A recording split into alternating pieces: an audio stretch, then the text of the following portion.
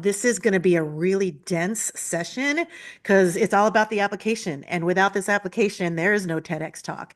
So I want to make sure you guys have the tools, understand how you're going to be competitive, all that stuff. So I want to make sure that you have that before the end of the year so you can start sending in some applications. Michael, who needs a tropical Santa Claus if we have Jose Marichan? Yes. Yes, yes, yes. All right, great. So we have so much to cover, and I am just going to start and, let other people come in as they come in because I don't need to admit them. So they'll pop in when they pop in. I'm really excited to see a lot of you guys back. This is so cool. Has anyone been making any progress on their ideas? I know I've met with a few of you guys. And yeah, Connie, I know we had such a great session last week. I loved that. Anybody else have any progress or feeling much better? Kathy got a title. Excellent. Oh my gosh. Sometimes those titles can be that can be one of the things that goes, oh, I want to actually read that. I have like my first title was How to Accidentally Change the World. And so that is, hook, line, and sinker for people because they were just like, whoa, you can change the world and accidentally? How does that work? So, oh, Connie, you changed your talk after. I know. I think you had some really good nuggets in there. We just had to like go mining for them. So that makes me so happy. Yay, Connie. No progress, but you're letting me think I could do it. Oh yeah, you got this, Tara. You got this. I don't think I've spoken to you yet. So if you want to schedule some time, let's do it.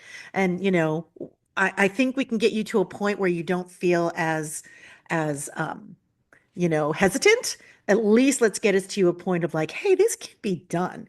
And I think, I've already spoken to Connie, I've spoken to Joanne, I'm speaking to Lori soon. So it's, if you guys have anything to say in the chat, go ahead and mention it. See, let us know how your session went so people know what to expect when they're in it.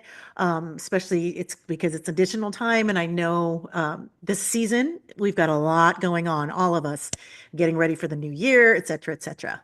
It was brilliant. Thank you, Connie. Excellent, excellent.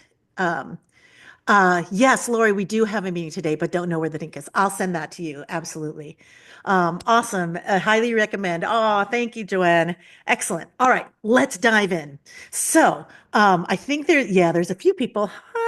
Hi, Sonia. Aw, and it was an amazing breakthrough session call. Yay, Sonia. Thank you.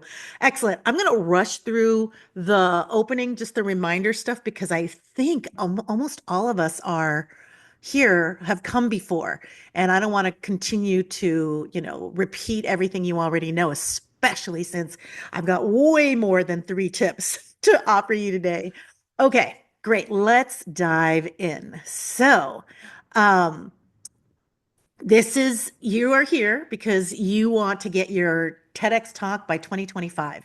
It's doable. I've heard some of your stories already and your ideas, and they're so almost there. They're pretty much like, I think they're ready for you to just at least start looking at applications, determining where you might apply. We'll talk about that next week. I One of the things that is so important for me and why I feel like my Operation TEDx 25 is not about getting myself on stages, but getting you there because I know how it changed my life.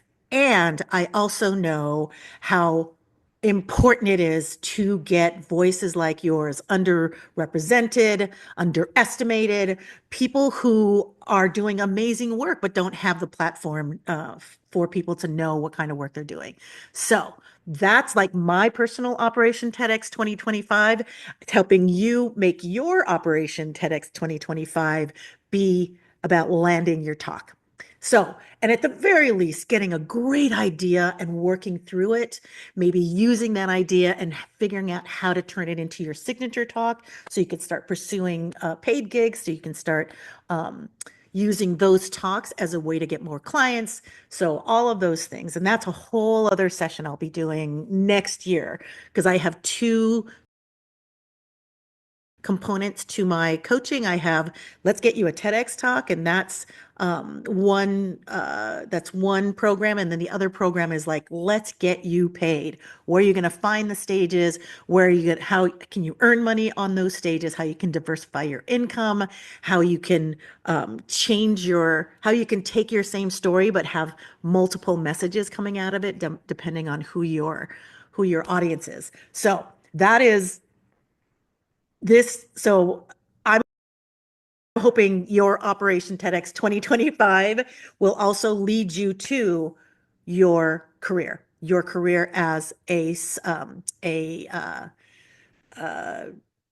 speaker, a highly paid speaker and a highly sought after speaker.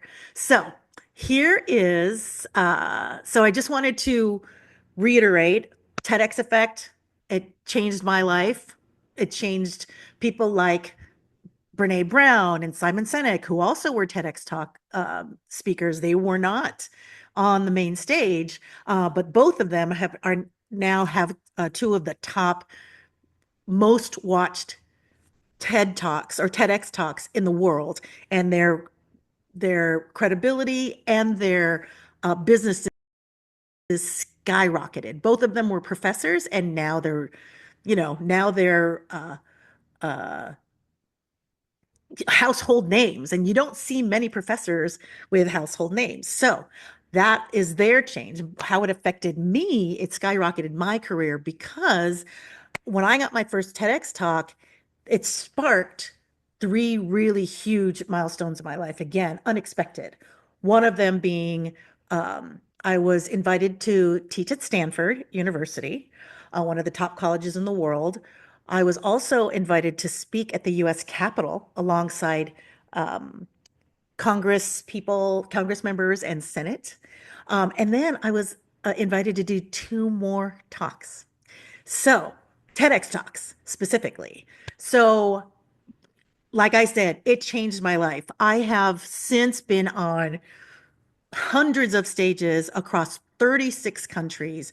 I've spoken alongside people like Nobel Peace laureates. I've spoken alongside world leaders. In fact, uh, Michael, I've spoken on the same stage, and we did the same event with Nono Aquino. So that was a really, really exciting time. I've also spoken alongside four Nobel Peace laureates. And so lots of really cool things have happened as a result. Um, so, and it's really paved the way for me to do so much more than I had ever imagined. So, I just wanted to share a quick picture here of, oops, where's my share button? Wow, all of a sudden my share is not around. Okay, there it is. Um, I just wanted to show you so I've spoken alongside Jane Goodall. She and I, in fact, were on the same circuit for a while, so she and I saw each other quite a bit. Wangari Maathai, Nobel Peace Laureate, Archbishop Desmond Tutu, Nobel Peace Laureate. There's me at the White House on the bottom left, United Nations, and that was when I performed for the launch of UN Women, U.S. Capitol, World Economic Forum, where I won an award for Best Social Entrepreneur in Asia. Stanford University, and then my three TEDx talks. So I'm hoping you know that I not only have passion for teaching you, but I do have the background to help you get there. So that all said, wow, the president. Yes, Michael, definitely. That was exciting. So just to get us back in the TEDx groove, I wanted to remind you what TEDx is and what TEDx is not. TEDx is all about, you know, any one or more of these. You've got innovation, you've got innovative ideas, new fresh perspectives on traditional norms. Maybe there's new research you've done. Maybe you're challenging the status quo where something is, inequitable or unjust or damaging, and you want to change it so it's healthier or more equitable. And excuse me, and it inspires excuse me, or it inspires or causes change. So that's what TEDx is. What TEDx is not, they want to make sure there's no agendas, no political or religious ones, especially no pseudoscience. So if you're talking about anything that's health related, that's supposed to, you know, be the cure for cancer, but it's not, there's no evidence for it, then they definitely don't want to hear any of that. They don't want there to be any sort of self-promotion. You know, this is about sharing ideas and freely and openly as opposed to trying to get clients. And then they absolutely want to see if there's any evidence. And that evidence doesn't need to be research driven or research based or evidence based, you know, in terms of science, but they definitely want to show you could be your evidence, right? That you are able to do certain things and the things you've done as a result yielded this. So that's what TEDx is, what TEDx is not. TEDx are their original slogan was ideas worth spreading, very passive. It was a great idea because it was all about getting people to share ideas that they thought were innovative. It started out as a one annual conference. TED stands for Technology, Education, and Design. And so there were experts who would come in and speak, and there were elite, it was an elite audience who could be in this room. So, you know, you can imagine how few people were getting impacted by these ideas, by these quote experts. So we're going to talk about expertise today. But that said, they realized also that there were so many more ideas out there who didn't have this visibility, didn't have the expertise, didn't have the credibility, at least widely known, to be invited to something like this. But TED realized they knew there were people around the globe who did have expertise. So they started TEDx, and TEDx are independently organized events all around the globe that follow the guidelines of TED, follow the guidelines of content, follow the guidelines of operations, etc. And so they since now there's like hundreds of thousands of talks around the globe. You've got the TED annual events, and then you've got upwards of 3,000 TEDx events around the world. So imagine they've been doing it for the last 10 years and they've each got 100. So really, really exciting and lots out there. So they started to realize that this was more than just, hey, let's share an idea and take the information as you will. And that's it. That's all, you know, that's all I wanted to do. It was just very passive, right? And then they changed it just earlier this year in April. They changed the slogan to ideas change everything. And I love that because it went from being passive to being very action oriented. They're putting a stake in the ground and saying, you know what? Not only are we sharing ideas, but we want to share ideas that change things. We want to be a movement about change, not a movement about info sharing. So that's what I think has been so exciting. And that's how I've framed all of the lessons that I've been offering to you all is really focusing on the ideas that change everything, as opposed to the ideas worth spreading. Definitely, there are ideas worth spreading in the ideas change everything, but not all the ideas worth spreading change everything. Does that make sense? So ideas change everything that is where you want to land. You want to frame everything around what is going to change as a result of your talk. So are we clear from there? Okay, I know I've said this to many of you. Oh, there's new people. Hey, Lori. Ah, excellent. Oh, Silvana, you're here. Usujin, yay! Welcome back. Oh my gosh, all my buddies, all my TEDx buddies are here. Happy. Good to see you all. Okay, so we are here. Yay, Silvana. Oh, you know what? Can you remind me, everybody, where you are? I just love to see it in the chat whenever I'm done. Just go, oh my gosh, we've got someone in Spain, we've got someone in the Philippines, we've got someone in um, Melbourne, Florida. Oh my gosh, Texas. Oh, excellent. Thank you all. Okay. Just a reminder where we are now, Australia, Canada. Yes, we are and La Quinta, Joanne, we're so close. We definitely got to chat at some point. All right.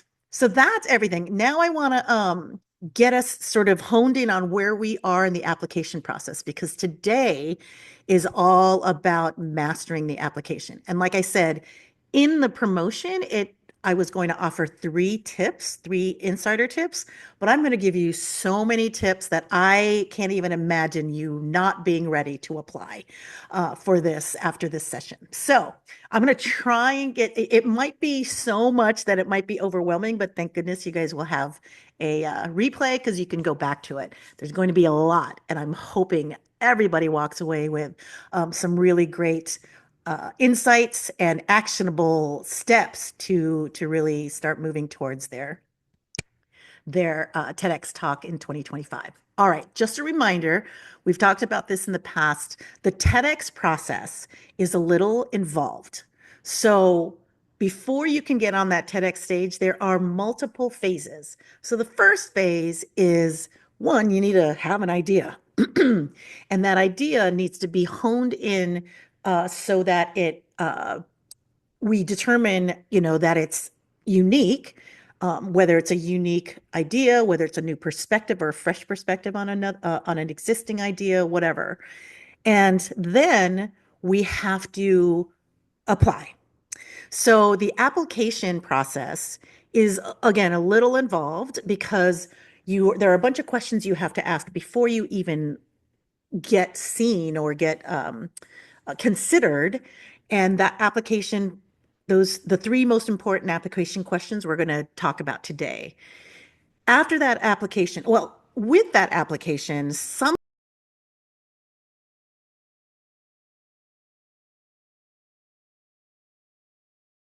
they'll ask you to submit a video, an application video. So that video is going to be what they want to see in terms of your way of presenting, your way of connecting. And the thing is, I wouldn't be so scared about it if you've never given a talk before.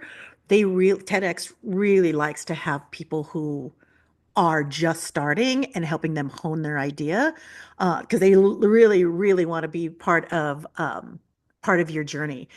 So the video can be a phone. Yeah, it doesn't need to be some involved thing where you're standing on stage. It can literally just be this, going on Zoom, recording and saying, this is my idea. This is how I think it's going to change the world or change everything. Here's why I'm the person to do it. And I look forward to hearing from you. Right. So and that could be a minute. Usually the ones when they ask you to submit it with your application, it's a minute. Those who will sometimes wait until after they read your application to ask you, and you get to the next stage to ask you for your video, it can be a little bit longer, sometimes 3 to 5 minutes. There are some events that have actually auditions, and those are the ones that are only accept speakers from the local area. And so they can actually have live auditions. So though, but none of them are ever going to be more than 5 minutes. The ones that are online usually are going to be anywhere from 1 to 4 or 5 minutes. Okay.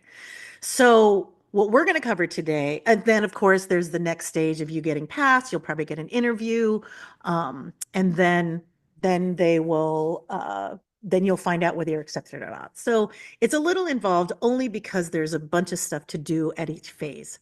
So today, unfortunately, we're not going to talk about the video just because we don't have time. The other parts are really important. And the reason why we won't really talk about the video today is because not all of them will be asking for them in the very beginning. So we're going to talk about the ones that you absolutely have to have mastered now.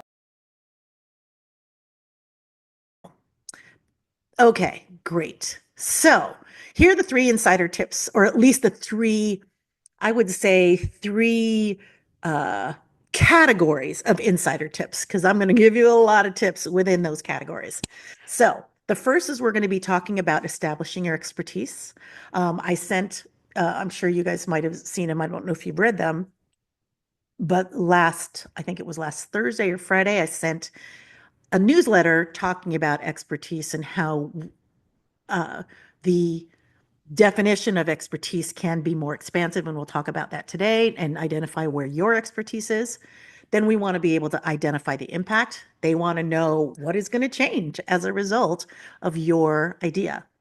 And then finally, what is the call to action? What is it that you want people to do as a result of your, or do, think, behave, whatever? What is that? What is the call to action? And what are you asking people to do at the end of your talk?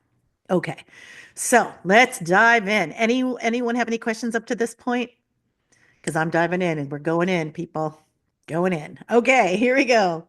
So, and I think I want just for the people who just came in who didn't hear, if you want to talk, you can unmute. Go ahead. I managed to figure out how to do that, so please do.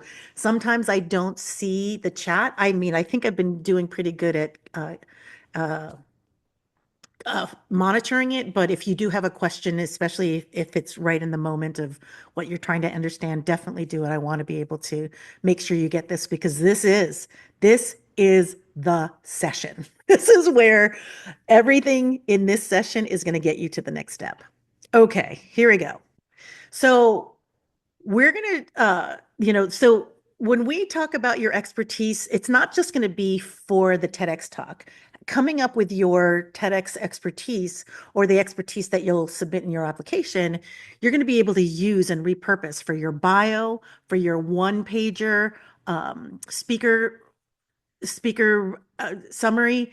You'll put it in your press materials. It'll be on your resume, your LinkedIn, your website, all the publications that you might be speaking on or being interviewed on, or podcasts where you're going to be introduced. It'll be on your application, event introductions, offers and courses, everything. So this bio or this expertise that we're identifying today is going to be applicable on so many different levels. So it's really important that you sort of expand your idea of what expertise is, and hopefully we'll be able to dig and mine for some of those ones that you might not have recognized or realized are things that you want to include in your bio as an expert, right? So here's the traditional definition of expert is a person who has a comprehensive and authoritative knowledge of or skill in a particular area. So I shouldn't have said it's traditional. This is the definition of expert in, I forget which dictionary I looked at. I think it was Merriam-Webster. So it doesn't say anything here about must have a college degree, must have worked in this field for this long, must have a huge title. It just talks about comprehensive and authoritative knowledge in a particular field. So that all said, is it really that limited? In fact, I would argue that it's actually much more expansive, and this definition really helps us to justify the expansion of how we think about expertise. So the purpose of an expert is to provide knowledge and solutions. They're also offering credibility and authority to the idea or the topic that they're talking about. They're problem solvers. They're referred to by other experts or other people. They're advisors. They're mentors, and they are sought for trust and reliability and informed guidance. And we're going to talk about the traditional versus the expanded view of the purpose of an expert. So the traditional expertise, or at least the criteria for them, was normally like formal education, credentials, position, academic research. Anyone else have any thoughts about what traditional expertise what criteria might also be included in that traditional expertise? You can just put it in the chat. PhD, yeah, for sure. Experience, Sometimes we talk about shiny baubles. Yeah, books, exactly. Yeah, podcasts, for sure. Yeah, sometimes we talk about shiny baubles like awards, articles, whatever, where you are recognized by somebody else, right? So um, where we want to challenge those, where some of the challenges that we face are engendered or they're also related um, to otherness, right? So the tendency to envision men as experts is very typical, right?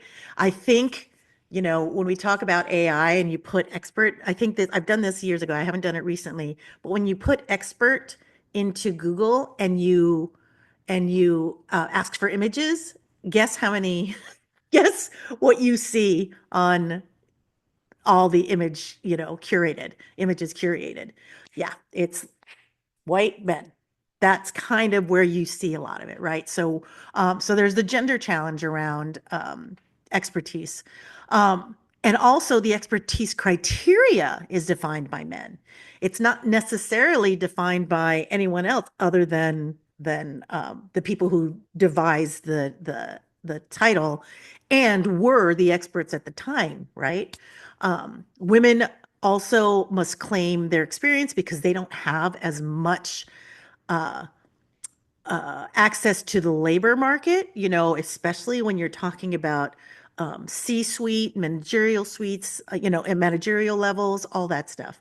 So women also must claim their experience because they tend not to be able to have as much access to the formal labor market, at least the upper echelon. And there's definitely, based on these gender challenges, we definitely need more diverse perspectives and ideas because then you see things like Google searches where you put in expert and you see men, white men, right?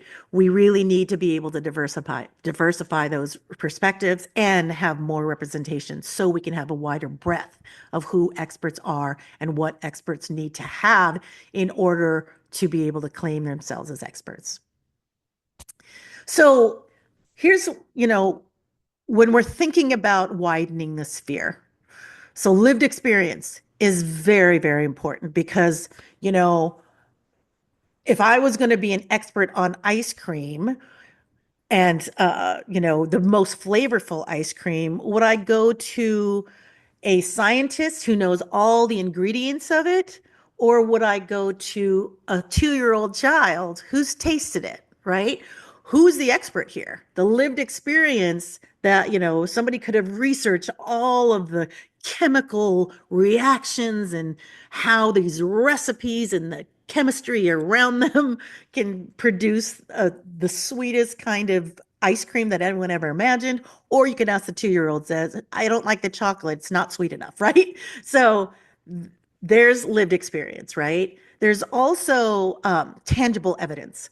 So evidence doesn't necessarily need to be that um, you have done research and you've done your what is it called? Your control group and your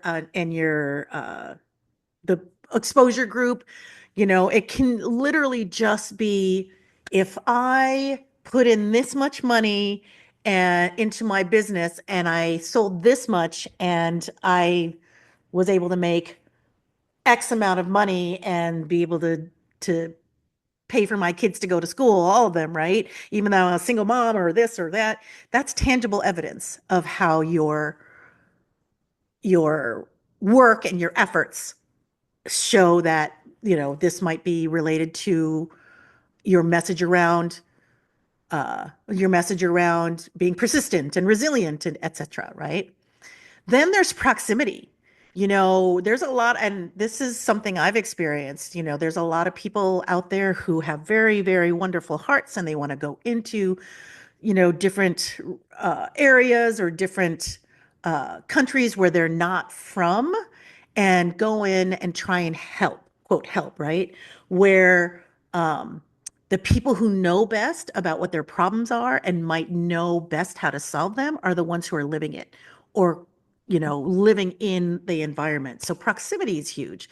Again, we could have a governor who is elected and is, supposedly very credible and has all the experience. But if he goes into a little village and he tries to fix the issues there, like the water issues or the gender inequity there. He can't, or they can't, assuming it's he, they can't go in and try and fix it because they don't know exactly. They don't know the nuances of the problem. Certainly, they might know that there's a lack of water and sanitation, but they may not know how it's affecting different people in the region and how far the water is and how hard it's going to get.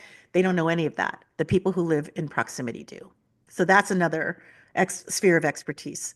Indigenous knowledge, so knowledge that's been passed on from, generation to generation that has proven and shown that it works, right? That it's part of a cycle or part of a tradition that has, when broken, seen some challenges, right?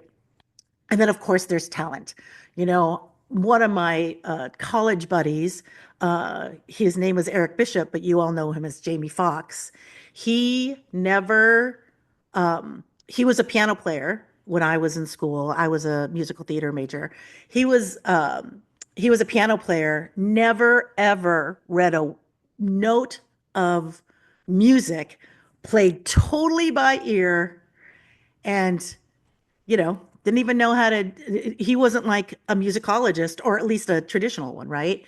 So talent also has something to do with it. So now we've just widened the sphere of, here are my degrees, here's my published work, here's my, experience and my position. Now we've expanded it. And here's where it comes into um, focus for you because you might have experiences where you don't have the uh, college degrees or the traditional credibility factors that tell others that you are an expert in this field.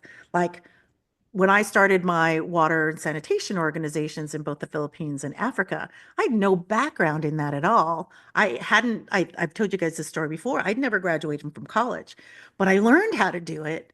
And my experience is that we won tons of awards, including the World Economic Forum, including the same award that Michelle Obama got, including Ernst Young, one of the biggest accounting firms in the world. They recognized us as world changers.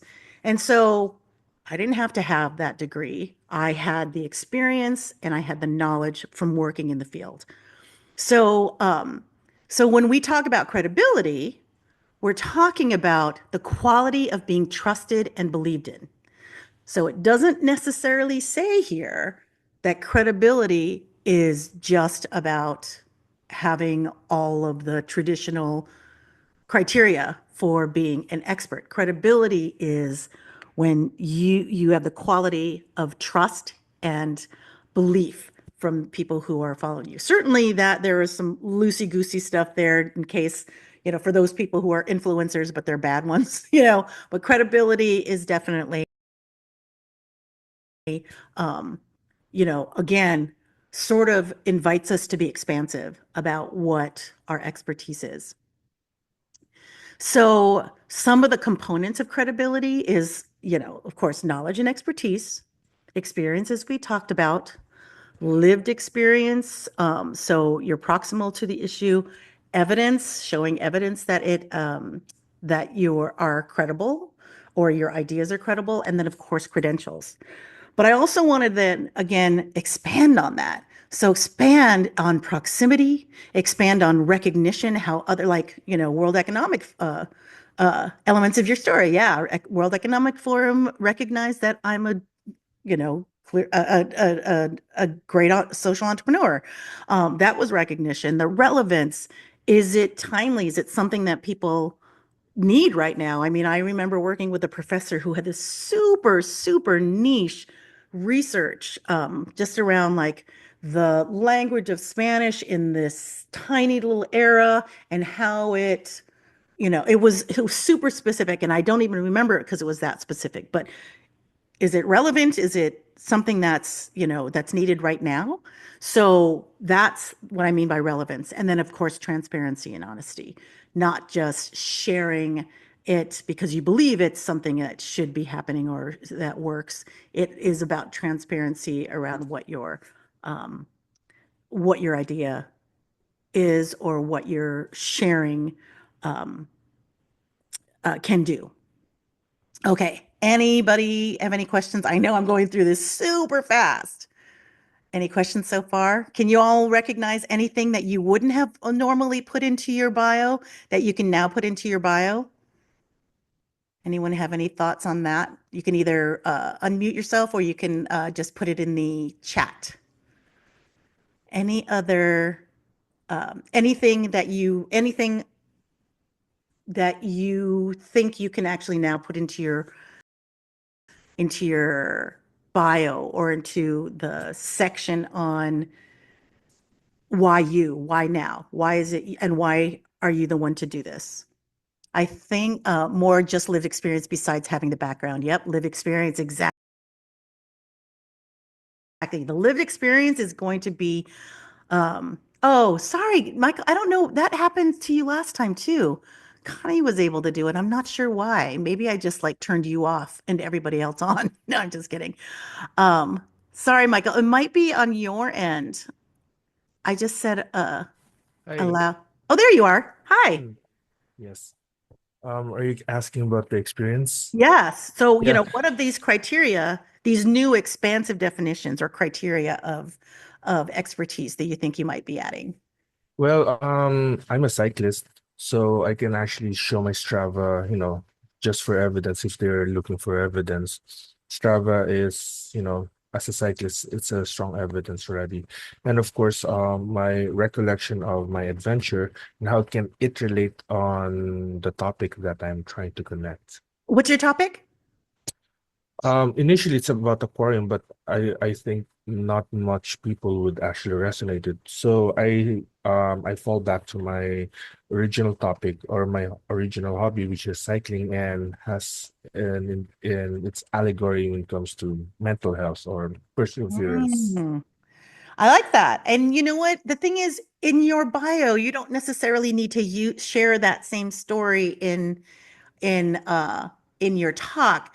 What I'm suggesting here and inviting you to think about, everyone, is what experience of your bicycling or what skill in your bicycling will allow, will transfer as a skill that you're going to be talking about in Ah, your talk. You know what I mean? No, I'm not yeah. saying you did it wrong. I'm just saying this is a way to do it. So you don't have to come up with a completely different idea. It's thinking about so like for me, I went from being a preschool teacher to a movement builder to a water and sanitation expert to a coach, right? I could talk about my work in water and sanitation, but apply how, the skills that I learned. It wasn't just, how to build water and sanitation. It was hmm about community development. It hmm was about, trusting the wisdom of the community. Those are skills that I learned, but aren't necessarily, but it builds my credibility on whatever I hmm talk about, right? Does that make Uphill. Yep. Well, in my case, the message would be the power of quitting because it's I mean, if I cycle, it's an uphill battle, but there's some point that you have to back out on the ride, most especially if, the downhill, which is supposed to be comfortable, supposed to be, supposed to be the fun, would be Yeah. dangerous. For example, Yeah, if there's you're more going to danger in going downhill than it is going yeah. uphill. You have So there, for oh, example, in Tagaytay, yeah, I have to quit because of this thick fog. But I just realized that days after I returned that the fog actually caused some accident and the road is not closed. If that yeah, is not closed, I could have overshoot and unalive myself. So I yeah. can actually share that the power of quitting, something like that. Love that. Love that. That's a great way to link them. And like I said, you don't necessarily need to put it in your talk, but it's the skill you pulled out. The more universal skill you pulled out. People may not know how to bicycle and may not know the experience of bicycling competitively, but they will know the skill set that you were able to exhibit, right? Excellent. Great. Thanks. And you know what, you guys, if anyone has any other ideas, pop in because I want to, be able to, if anyone's unclear about things or if you have an idea and how we can like sort of dive into it and dig a little deeper, please do. All right. So demonstrating, the credibility, we talked about this, degrees, professional excellence, credentials and certification, published work, if you're published in journals or in high profile media outlets, maybe there's awards and recognition.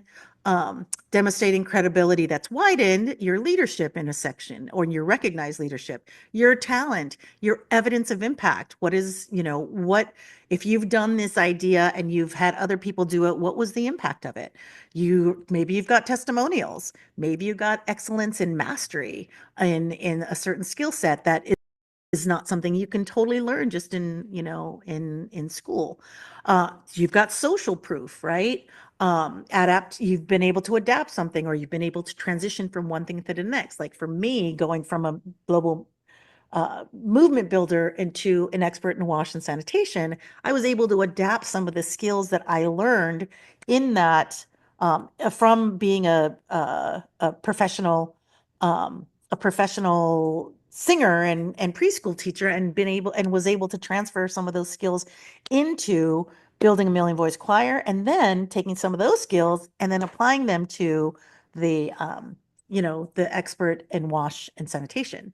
So these skills that I was able to sort of transfer over, a lot of them was about relationship building, right? A lot of them was about listening. A lot of them was about like being a peer and not a director, right? And being able to listen. So these are wider connective skills that you may have, even though the experience that where you learned how to do it were different, the skills that you have can be universal enough so that people can connect to it. Yeah. Okay. All right. That was all the first one. Anybody have any questions about that before we get into these? These aren't as long, but they will be going a little bit deeper. So again, I'll go a little faster because I only have like 12 more minutes to get both of these sections. Okay. All right. We're driving through, guys. All right. Identifying impact. So, what is impact? The way I see impact is how does the idea drive change? And so the questions that I would ask is there are three questions. The first one, is it relevant? Will people relate to the problem? And when I say, me falling out of a parasail and breaking my back in three places, people might not relate to the problem of me falling out of a parasail, but they might relate to the problem like being in some dangerous situation and feeling helpless, right? Why should they care, right? Why should people care about water sanitation in Africa, right? When it's not at all related to them, right? I'm talking about my experience now as a water expert. Why should they care? Well, maybe they should care because, you know, the healthier global population we have, the more opportunities for people to thrive and build economies. Is there a broad appeal or application? So when we talk about relevancy, is it going to appeal to other people? Is there a skill set or perspective that you have that might also apply to something else? So for example, me building community in building the Million Voice Choir and mobilizing all these people in over 100 cities and 60 countries to sing my song. That was about building community. Can that broader application be around how do you mobilize people to build a movement? How do you mobilize people to work together so things can change?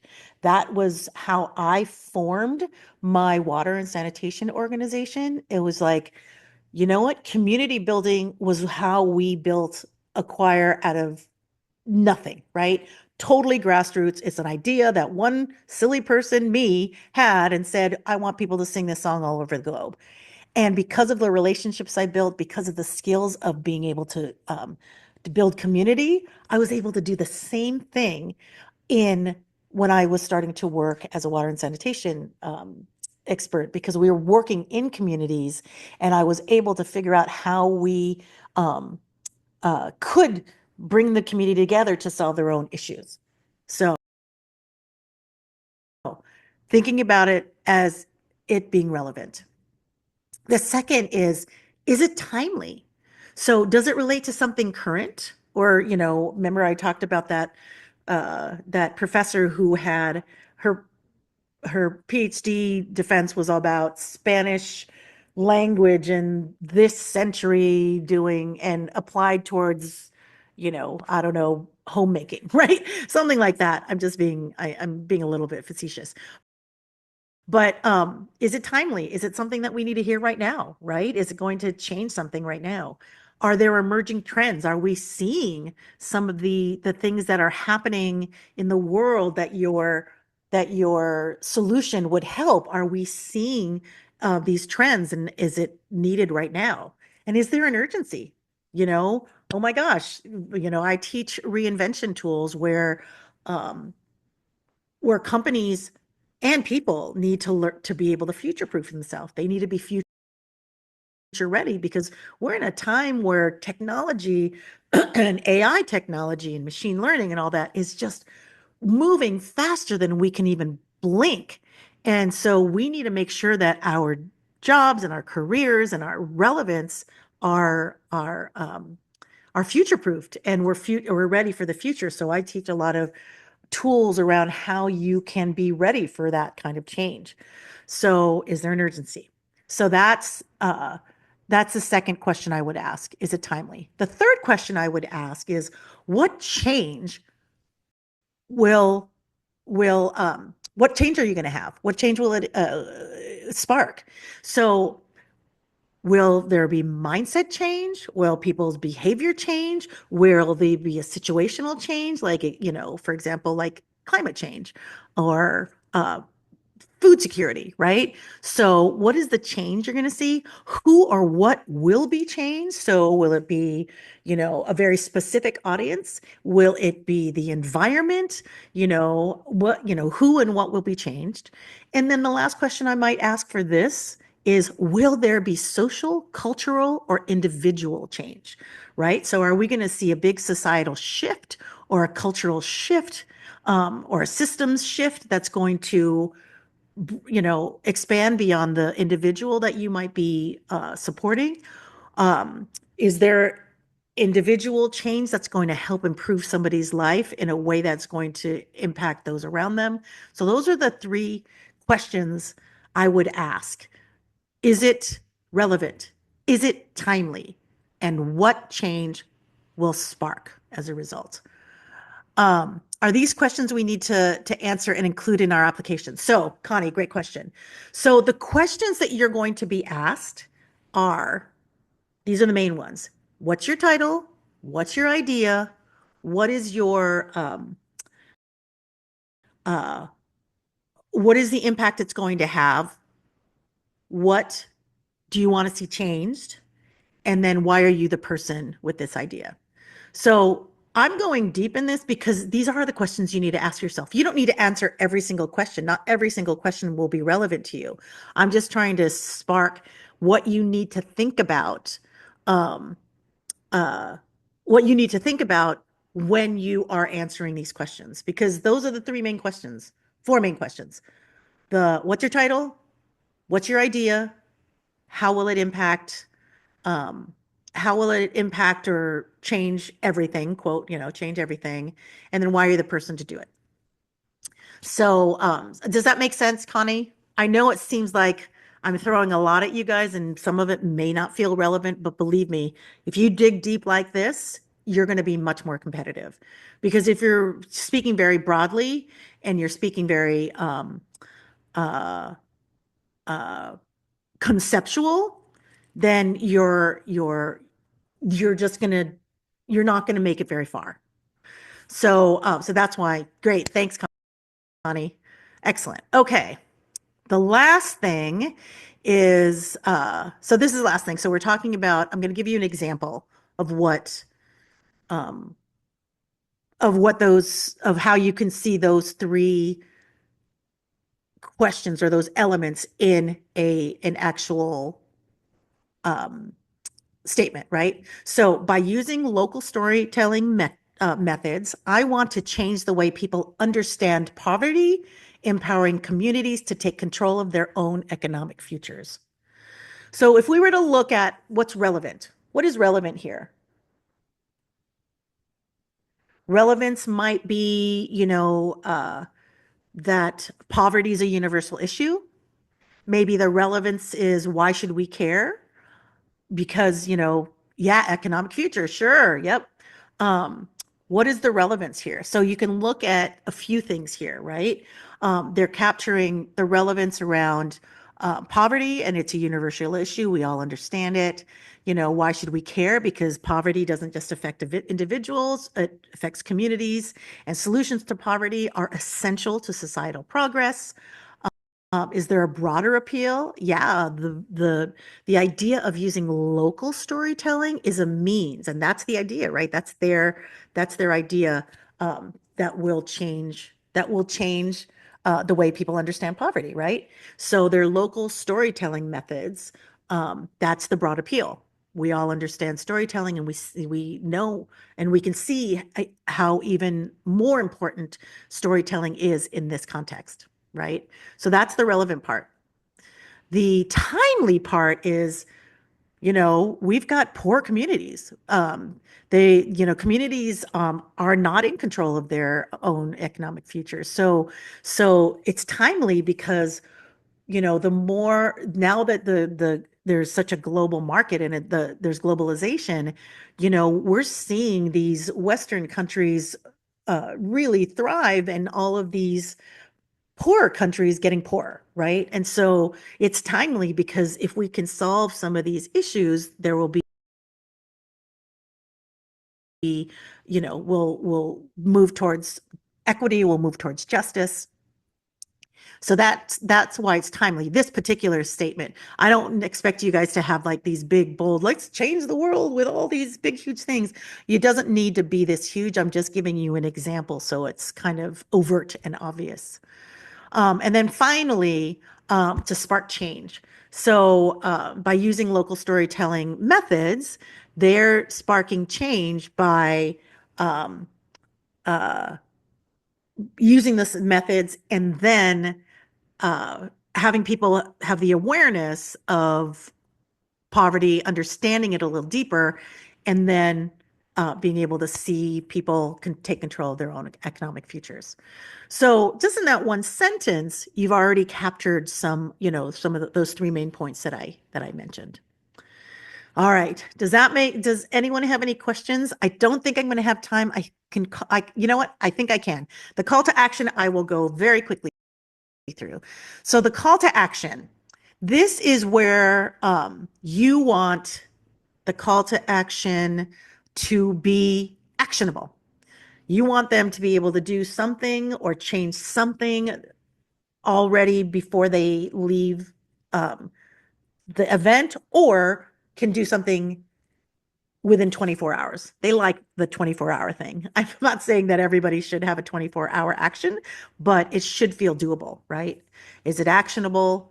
Is it easy? Is it personal? Is it something they can do and they feel like just by them taking action, it will be impactful? Is it urgent? Is it something we need to do something about right now? Like maybe it's about disaster relief because there's so many disasters now, right? Is it about what FEMA needs to be doing? FEMA is our version of emergency response. What does FEMA need to do in the situations where it's fire or where it's hurricanes or where it's tornadoes, right? What is the urgency about it? And then tie it to a bigger vision. That's what the last statement I shared with you. It's like the bigger vision is not just about storytelling and, understanding poverty. The bigger vision is for people to be able to take control of their own, their own lives, right? And their finances. So that is the call to action you want, because that's one of the questions they'll ask as well, right? It's what is going to happen as a result? What are the things that you expect the audience to do when they leave, right? So that's everything. Holy moly, 1:55 or whatever time it is where you are, but we're at 55 in. Whew, that was a lot. So who's overwhelmed? No, I don't want to. I don't want to put you guys in that position. So, how was that? Does that feel like you have a little more information about how you can move forward with your application? Anybody on a scale of 1 to 10? Let's do this. On a scale of 1 to 10, where do you feel comfortable? I Sweetie Gonzalez. Yeah, Sonia. Where do you, on a scale of 1 to 10, where are you feeling? Oh, good. 9, Connie. Great. 9, Michael, of understanding and feeling comfortable starting to apply for your thing. Suchen. Great. Kathy. 9. Excellent. Oh my gosh. Oh my God. You guys have to. Lori. Excellent. 10. Silvana. 7. We can get you the 9. Sonia, yeah, 8. Great. These are all high. These are all good. If you guys do end up applying, let me know how it goes. I'd really, really love if you haven't already scheduled time with me. So I, you guys are welcome to book time. Again, it's going to be for the first 5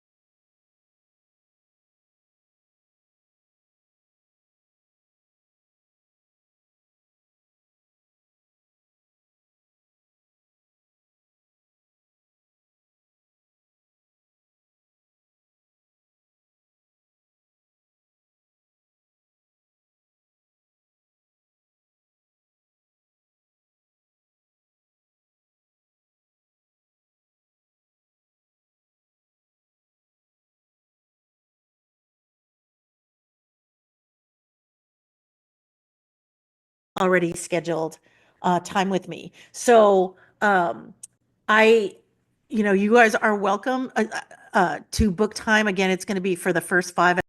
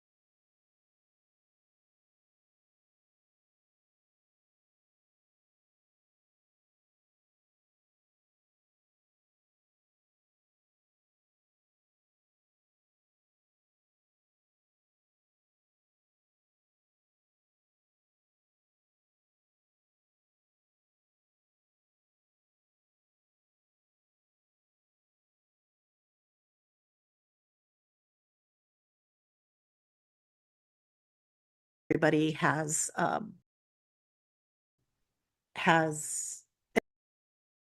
an opportunity to meet with, at least to get on the first phase. This email also is going out to all the people who applied, but who registered and could not join us. So Sonia, you can um, y- you will probably be you'll probably be if we get a 5 after oh, sorry, let me stop sharing. If we get others to sign up in the next 24 hours who have not met with me, you'll probably get bumped, but next week might be another opportunity. So does that make sense? Because if you've already worked with me, I ask that you maybe hold off one more week, and then I might open up some more time next week, because I've filled up every single week, and I've not met with anybody twice yet. So I just want to make sure Michael, thank you. So I just want to make sure that I can meet with everyone so that they feel comfortable moving forward. Cool. And did I share? Oh yeah, here's the link. If you haven't booked time yet, please do. There's the link to do it. We'll spend a half hour digging deep into your idea, or wherever you feel like you are. I think the idea is a really good place to start. And then, we'll make a mini plan for how you can move forward. And then if it's something that you want to continue on with me, I'll definitely be open to sharing with you what it could look like working together to get, to accelerate you on your path to get this TEDx talk. It's been so fun meeting, everybody I've already met with. And as I mentioned, we've been filling up those 5 spots every week. So, as I mentioned, let's take the next 24 hours. If there are more spots, I'll make sure you guys are prioritized since you came today, but I don't think that's going to happen because every week, like I said, it's been filling up. But next week we'll definitely we'll open up the conversation again. Cool. All right, Sonia, thank you. Happy holidays to you all. And thank you for giving us all your value and time, Gemma. You're very welcome, Sonia. Excellent. Well, it was wonderful to have you all here again. Oh, Lori, you're new. Excellent. You're very welcome, Silvana. I'm hoping that was useful for you, Lori. And if you want to book some time, definitely do that. Sue Chen, I don't think we've seen you, or Tara, so please feel free to do that. Thank you much, and looking forward to talking with you. Yes, Kathy, on the 27th. Very excited. Excellent. Merry Christmas, everyone. Happy holidays. Happy Hanukkah. There's so many holidays that are happening this week. So wherever you are, whoever you are going to be with, and whatever holiday you are going to be experiencing, please have a wonderful and joyful time. I'll see you all next Monday. Have a great day. Bye. Happy holidays. Thank you, Michael. Bye.